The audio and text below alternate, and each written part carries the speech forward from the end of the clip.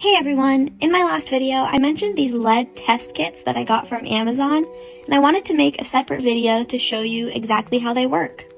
This is what the kit looks like when you get it from Amazon. There are 30 swabs in this container.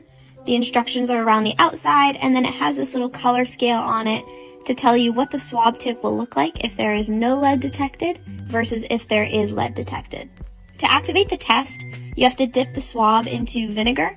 So I brought that little mason jar to put my vinegar in because I know myself and I know I would definitely drop some of the tests down into that bottle. To activate the test, you have to kind of move the swab around in the vinegar. So the mason jar actually ended up being especially helpful with that.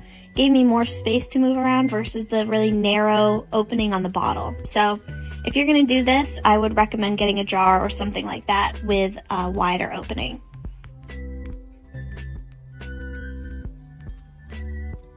I'm going to start by testing the paint on this doorway in the living room. Because the house is so dirty and dusty, I took some water and a paper towel just to clean the area first. I didn't want the swab picking up all of that grime and not being able to get to the paint underneath to give me an accurate test. And after wiping it down, I made sure to dry it really well too, because the test kit says to remove any excess moisture from the swab itself before testing an area, so I figured probably not a good idea to have any moisture on the area itself either. Here you can see the color change in the swab once you dip it in the vinegar. It turns this bright mustard yellow. You shake off all of the extra vinegar that you can, and then the test says to rub the area for 30 seconds. That 30 seconds just gives the test enough time to develop.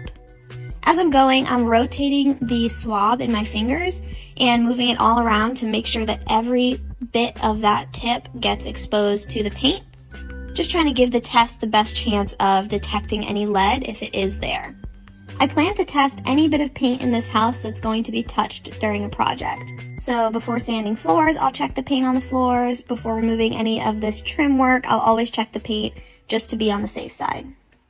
And you can see the tip stayed a bright mustard yellow, which I'll show you compared to this color scale. It means there was no lead detected. It didn't even turn a little bit orange or pink, so we are in the clear here.